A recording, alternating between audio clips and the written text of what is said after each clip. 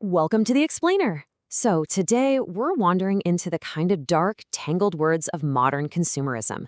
Let me ask you, have you ever bought just one really nice thing, and suddenly, literally everything else you own looks, well, a little shabby? Yeah, you definitely aren't alone.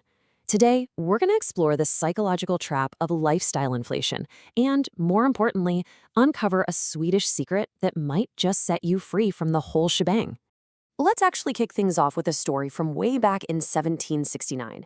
The famous French philosopher Denis Diderot wrote this essay about what seemed like a completely innocent gift, a really elegant scarlet dressing gown.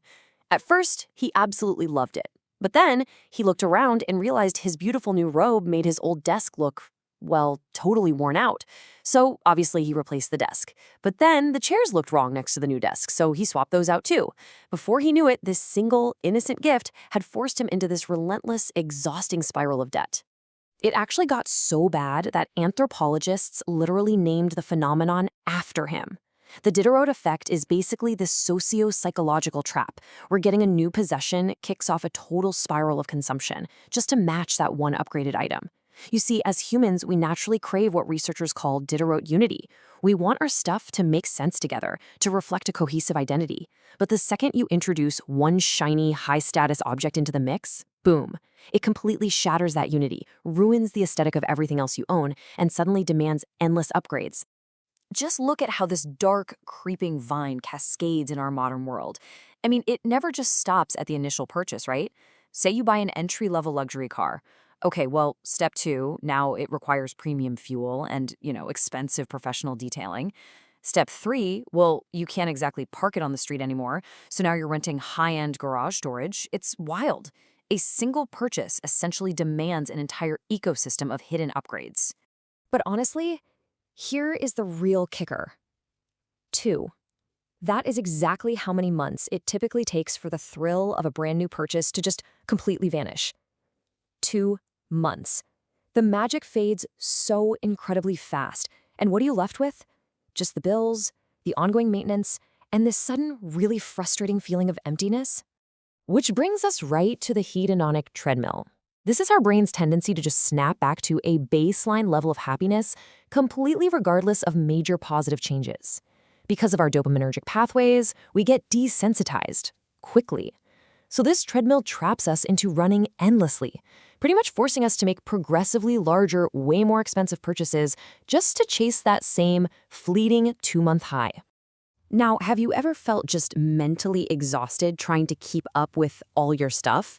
Because this relentless upgrading doesn't just drain your bank account. No, it acts as a massive tax on your mental RAM. Think about it. When we're constantly managing new possessions, worrying about keeping them nice, agonizing over the next big upgrade, we are paying a steep cognitive bandwidth tax. We are literally trading our brain's precious processing power for stuff. And our processing power is super limited. 4, that's the magic number here. Research actually shows our working memory is a strictly finite workspace, and it can really only hold about 4 chunks of information at any given time. So every single decision about what to buy, what matches what, or how on earth to pay for it, that eats up one of those incredibly precious slots in your head. And naturally, this leads straight into decision fatigue. When you are subjected to this constant choice overload, your prefrontal cortex just kind of throws its hands up and says, I'm done. You literally lose the capacity for thoughtful, rational deliberation. Your brain shifts into this automatic, energy-conserving survival mode. You abandon careful thought, and you just surrender completely to impulsive, immediate defaults. Now pair that exhaustion with this. 8 seconds. That is the modern human attention span. In our digital age, we're being constantly bombarded with micro-decisions and relentless ads. And marketing algorithms, they're specifically designed to exploit this exhausted 8-second window. When your brain is that tired, you simply do not have the cognitive defense mechanisms left to resist the next targeted ad for something you absolutely don't need. To make matters even worse, all this financial and mental strain triggers what's known as a scarcity mindset. Behavioral researchers have found that feeling a scarcity of time or money causes this kind of psychological tunneling. You focus entirely on the present emergency right in front of you, which leaves absolutely zero bandwidth for long-term planning. It is so incredibly easy to fall into this trap.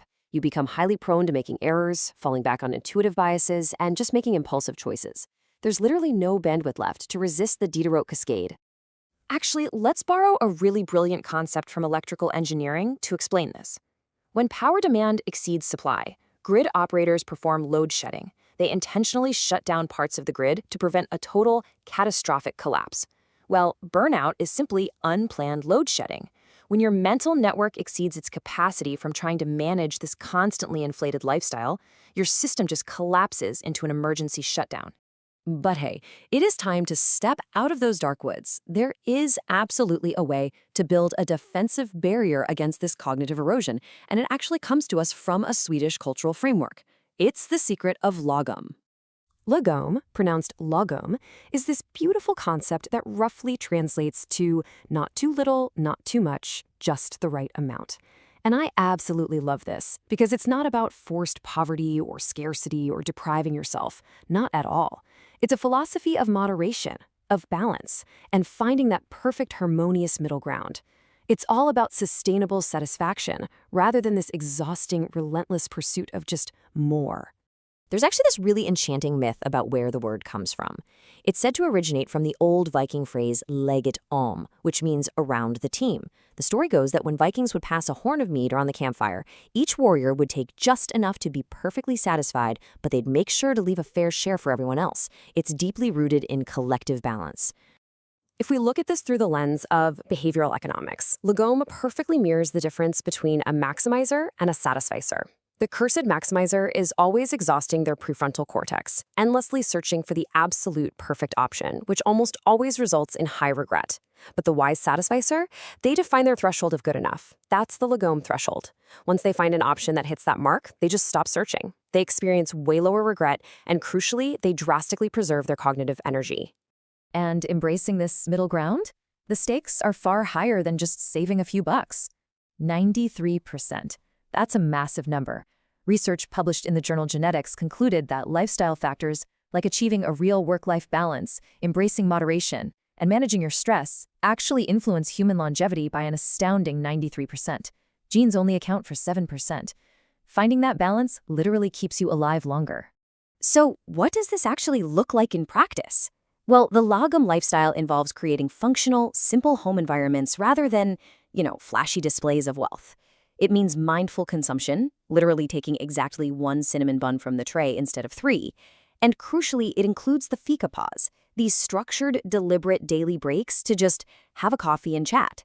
These breaks act as vital idle epochs, giving your brain the space it desperately needs to consolidate memory and restore focus.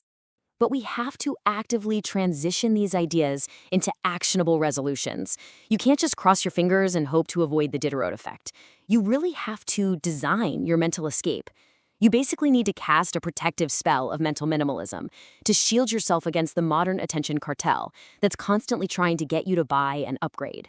So here are your deliberate planned load shedding protocols. First up, system compatibility filtering.